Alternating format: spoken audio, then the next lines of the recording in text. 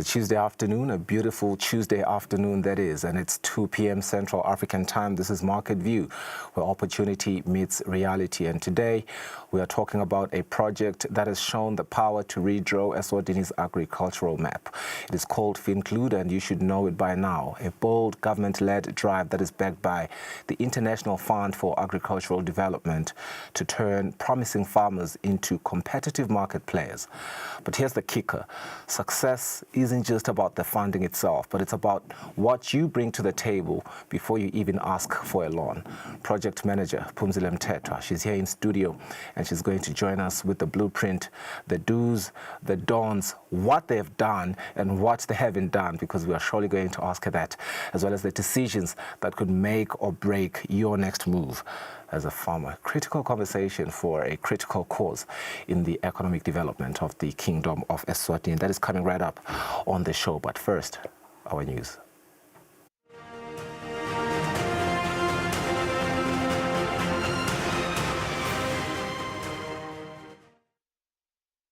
On our first story, the Eswatini Competition Commission has reviewed and approved both domestic and international measures of over 400 million emalangeni in this first quarter of the year.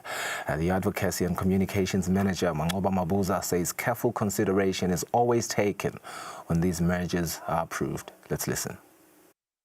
In terms of domestically, the measures that were reviewed had a transactional value of about 11 million. And in terms of their combined assets or annual turnover, it's over 2 billion emalangeni. Even though it's the transactional value of 11 million is relatively modest, but in terms of the footprint that these companies that were involved in these transactions, they've got a huge footprint in the economy. And in terms of the international, we had about, in terms of the transactional value, is about 465 million emalangeni. And then in terms of the combined assets or annual turnover of the companies or the entities involved, we are talking over 200 billion emalangeni. There's a couple of things that we look into when it comes to measure. I will make an example. If you are, let's say you are a bakery, you are owning a bakery, and you also now acquiring a firm that sells flour. Obviously, that flour producing company is supplying other entities with flour. So what we look into in that particular case, for instance, we'll have to look into, you have to continue. One of the conditions that might be imposed is you will have to continue supplying others with quality flour, the same that you would be supplying your own bakery. And I'm just making an example of the things that we have to look into, because you may decide to frustrate competition and refuse to supply the others, or supply them with something that is of less quality, so that you remain alone and you are killing the competition, and by so doing you are also harming the economy at large. So those are some of the things that we look into. We also of course consider things like employment. Some conditions may be that we are not going to retrench for a certain period of time. I make an example. Or maybe you are in another, we are also running other entities that we may actually, one of the conditions may be that they must continue to operate for a certain period of time. So there's a lot that is considered. Remember, we are a competition authority, but that looks into the broader national economic development goal in terms of our contribution. So we need to consider the economic landscape at large. Our businesses have been actively involved in national competitiveness efforts, with a focus on how they can engage government more effectively to help drive exponential economic growth. Musa Masego, the Interim Director of State of Business Relations, shares insights on the recent engagements that were held with the business sector, highlighting opportunities as well as collaboration and strategic alignment. This is part of our efforts as the Secretariat of the State Business Relations in just improving the effectiveness of private-public dialogue in Eswatini. So part of the objectives of the workshop was to equip these private sector associations with the tools that they need in order to produce quality position papers, but as well as just helping them identify strategic issues of national importance when it comes to competitiveness issues. People who are perhaps close to this process might then be aware that we are really working with 3 main technical working groups which were commissioned by His Excellency the Prime Minister earlier this year. One of them just looking at issues of SME development. We are also looking at one which we deemed or we called mega projects, just looking at the large capital infrastructure projects. And then we have one that's just looking at cross-cutting ease of doing business issues within the country. So all of those will be convening as of this month to actually then present plausible recommendations to the National Competitiveness Council on how perhaps we can improve the competitiveness of the economy. The State Business Relations, as it is, really looks at issues of strategic importance when it comes to national competitiveness. So that's not to say any issues affecting, individual businesses aren't important, but the way we're looking at is high impact policy reforms. So there may be, for example, a few infrastructure issues within either the urban or peri-urban areas that are affecting our businesses, but ultimately this doesn't affect issues of national competitiveness. What we rather want to do is tackle issues that move the needle when we're looking at increasing the number of formalized SMEs, or we're looking at increasing market access for our SMEs into the export market. Those are the issues which we feel can move the economic needle when it comes to these. So those discussions helped to identify some of those areas and equip the private sector associations into how to effectively engage the government in productive dialogue on those issues. All right, that is how we cap off our business news. We have an interesting conversation waiting for you after the break, so don't go anywhere.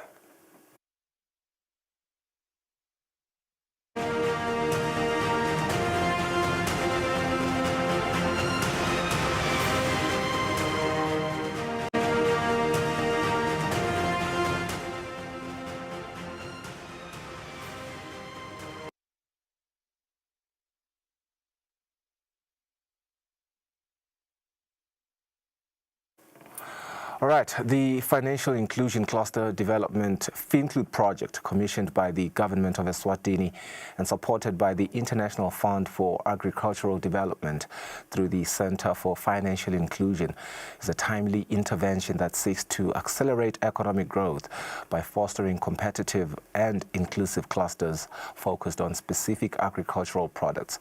To unpack the impact of this project is the project manager, Phumzile Mthethwa, who also shares what entrepreneurship should have in place before applying for loans from financial institutions. I'm happy that you and I got a chance to brief each other a little bit about the work that FinClude does before we got on air. And I suppose that the most striking thing for me is that, FinClude began in 2020 and, it was meant to wrap up late next year, 2026. But because of COVID, obviously, there were disruptions. But now you're looking at 2027. 4 years in now, if we do our math, and I was never good in that. What have you done differently from every other agricultural support project that we've seen before in Eswatini? Thank you for having me, first of all. I think for FinClude, I think, first of all, we're being housed within the Center for Financial Inclusion. We have, during our implementation, leveraged strongly on the experience and lenses of what CFI does. Right. The biggest mandate for the Center for Financial Inclusion is driving the financial inclusion agenda in the country. So for us, though, FinClude is also more into the agri space. the process for us was to bridge, the gap for access to finance, particularly for smallholder farmers. So what I would say we have done differently in the time of our tenure implementing the project. Financial literacy is one of the fundamentals.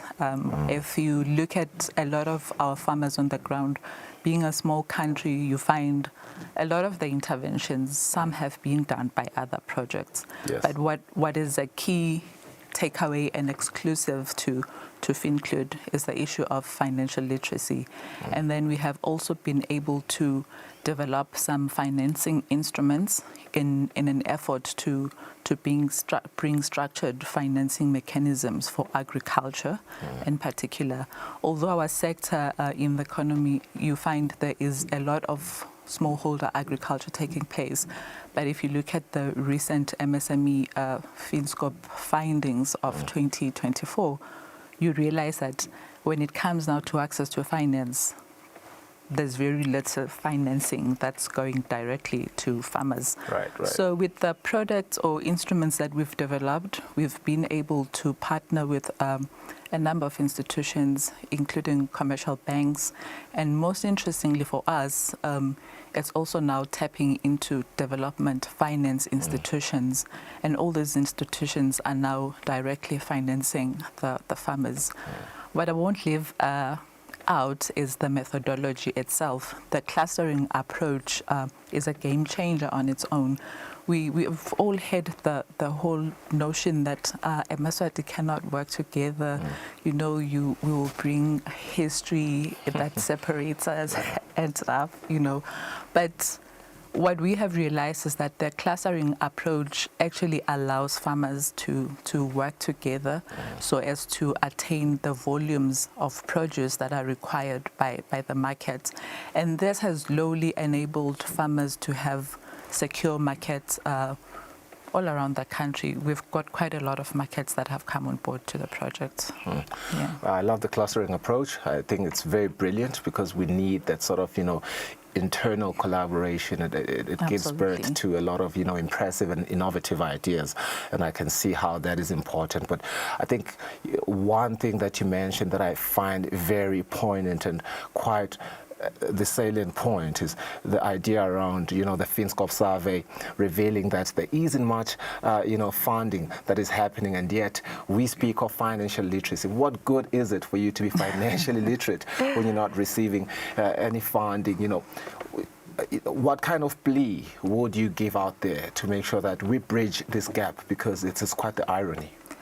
I think we need to have this honest conversation that a lot of people, MSMEs, I've worked in the space for a long time. I understand their needs, and I do subscribe to the fact that we need more structured financing mechanisms. Yes. But when it comes to lending, what we've also learned as we work on the ground with various partners is that the issues around moral hazard, issues of adverse selection, when now it comes to giving out money or loans to beneficiaries, it becomes critical.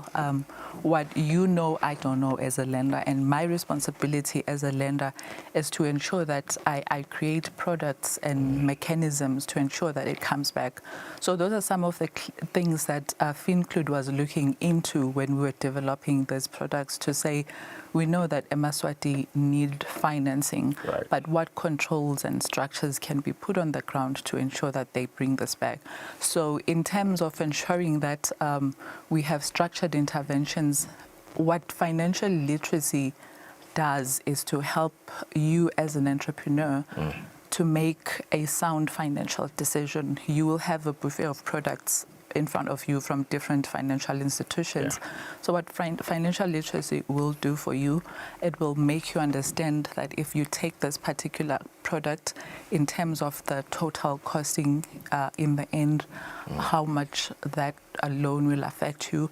And also before you even get to that loan, you are able now with proper financial education to do an assessment, of your business, of your needs, to say, do I really need this loan? And and we always say you need to align this with your record keeping, business skills, they go hand in hand. And in our experience as we were implementing the project, we found there were farmers that actually thought they needed loans, but it was just maybe a poor record keeping and poor finance decision. So those have been critical, and we have farmers that attributed to that. And then also the issue of treating a business as a business, and with agriculture, you find that,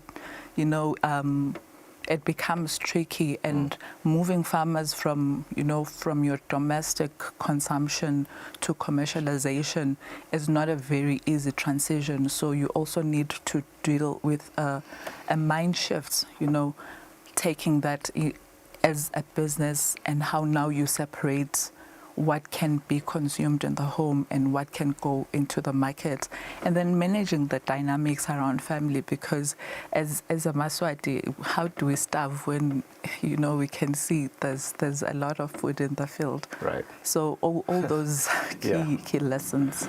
It's quite interesting. By the way, I had prepared a set of questions for you that I've officially neglected because our conversation has taken a really organic route here. Everything that you're saying right now, I really agree with you. But I also want to propose the question around the capacity, an honest one. Are we really in a position where our farmers have the capacity to be able to pay back these loans? Because I suppose while these commercial banks or these lending industries are quite reluctant to give out the monies, because we've seen this movie before. We've given out money that never really comes back. Is it because people do not treat businesses like a business, or they do not know how to record keep, or just the economic times that we are living under are really, really hard on them, that it is hard to pay back the funds? Yeah, I think it's a mix of things, but to respond to whether our local farmers have the capacity to repay, from my experience implementing the project with close monitoring and the business mentorship and coaching, they actually do have the capacity. And some of our findings are issues around perhaps the farmers not being properly educated about what some of the financial service providers are giving out. Okay. But what's been impressive, working with those institutions, they actually give themselves the time to go out there and educate Maswati about their product offerings. I think the main challenge that I can say we have experienced is that when it comes to relaxing certain requirements, you find it's not always easy, but through, engagements with the different service providers, you find eventually there's something brought in space. And that's caused by that very same fear of what if they don't pay back and all of that. So what the project has also done, which is critical now in service providers issuing out finance to farmers, is the issue of market linkages. Right. One of the key requirements, if Very you're in important. agriculture, you need to have the required volumes for your market. You need to have at least a letter of intent, some form of commitment from your intended market. That's what we have found. It gives more comfort and assurance to the service provider to say, given these parameters, we will be able to provide, a certain amount you are requiring.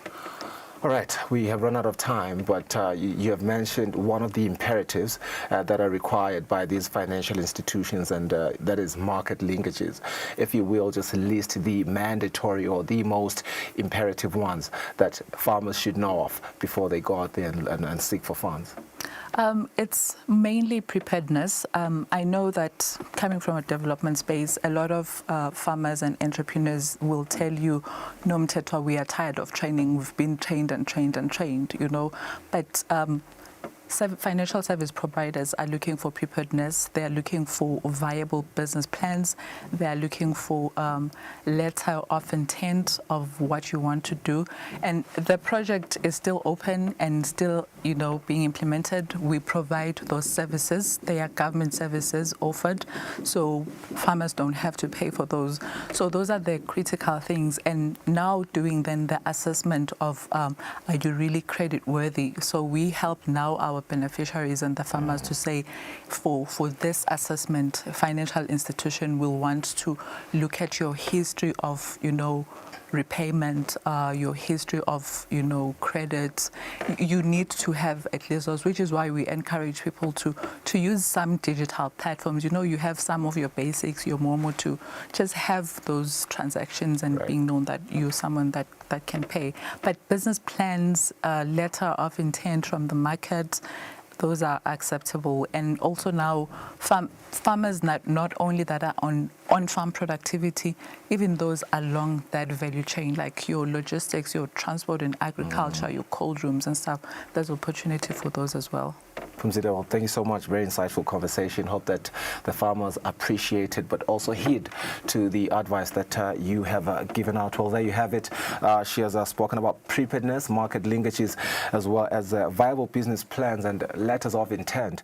And that is your currency for opportunity if you want to really, get these funds from these financial lending institutions. So please heed to those recommendations. She's the project manager. Let's go for that break. We have Sunny Lesbia on standby for our market analysis.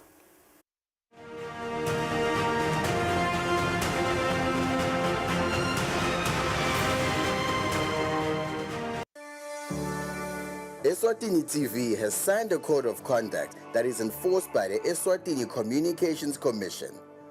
We are committed to reporting news that is accurate, comment that is fair, and programming that does not amount to hate speech or the description of gratuitous violence or explicit sex. For any complaints of our programming, please contact us on 2411-9600 or email info@eswatinitv.co.za. You can also contact the Eswatini Communications Commission on 2406-7000 or write a letter to ECCOM on PO Box 7811 Mbabane. Email address is info@ecom.org.sz.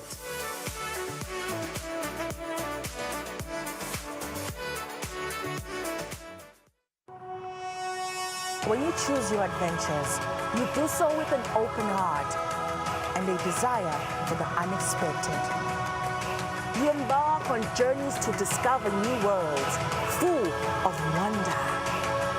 You choose a path to awaken your senses, a world to make you look up and realize just how inspiring this life can be.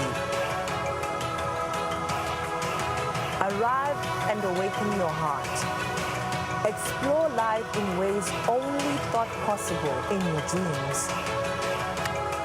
Discover just how far you go to expand your understanding of life's greatest mysteries.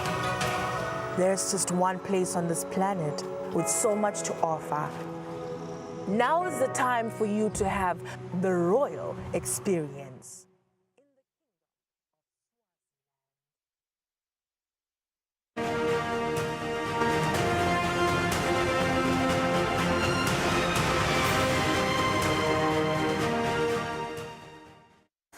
Thank you for staying with us here on Market View. Time has proven to be really of the essence as we look at our latest market movements here with Sunny Lesbia, who joins us in studio today. Sunny, a very good afternoon to you and welcome to the show. Let's start with the U.S. All three major indexes are in the red here, down. When the Dow is down nearly 0.5%.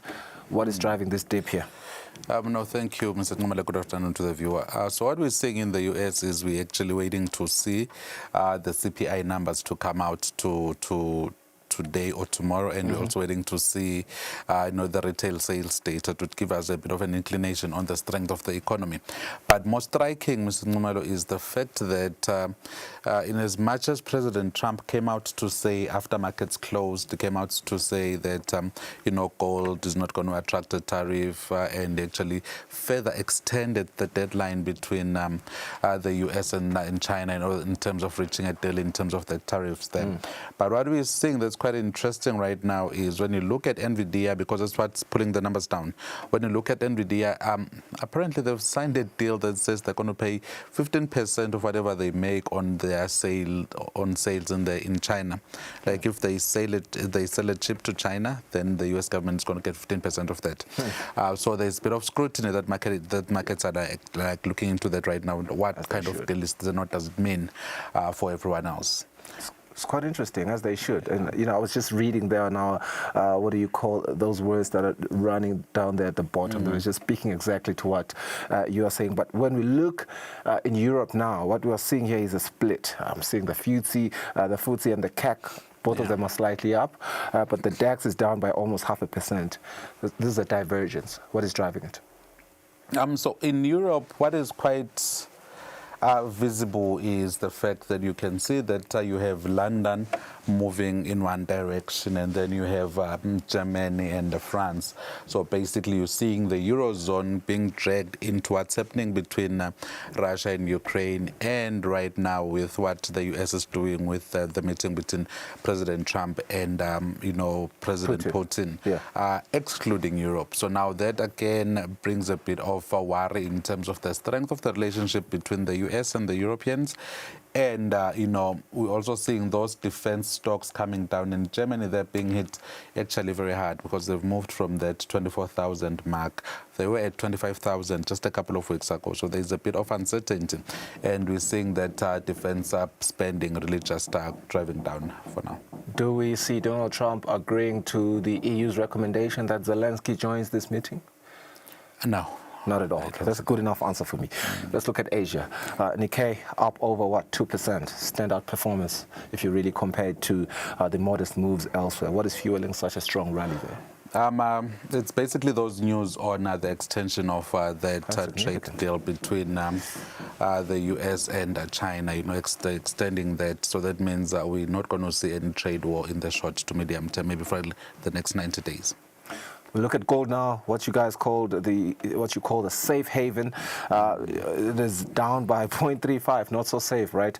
But Brent crude almost flat. What's the broader commodity story this week? All right. Now we're seeing the bullion, somehow coming down because the uncertainty is getting out of the markets. There is a bit of direction in terms of the tariffs, so most evidently going to see gold coming down. The uncertainty is gone. Gold only becomes more volatile during times of uncertainty. And, in terms of the global demand, there are issues. We're still watching out to see what's going to happen in terms of the global economy. We're seeing that, jobs data coming through from London is doing relatively well, but we're waiting to see what's going to happen in the US. It's going to give us more direction in terms of the demand that we should expect for Brent crude going forward. Hope our time allows us to get into currencies now. The rand weakening slightly, of course, against the dollar, euro, and the yen. What's the local or the global factor that is putting this pressure on the emerging marketing currencies? It's basically those tariff issues. We do know that we have 30% now in South Africa, so we've seen a rebound up to, we were just at 18 the other day, so right now we're back on 1773. Until and unless we get a bit of clarity, and more especially until we can, arrest the issue, get a, get a representative in Washington from South Africa, we're going to see this volatility come into play. I want to look at the JSE because what we're seeing here is that it is up by 0.34%, and yet the Eswatini Stock Exchange is purely flat. What does that then tell us about investor activity versus South Africa and Eswatini?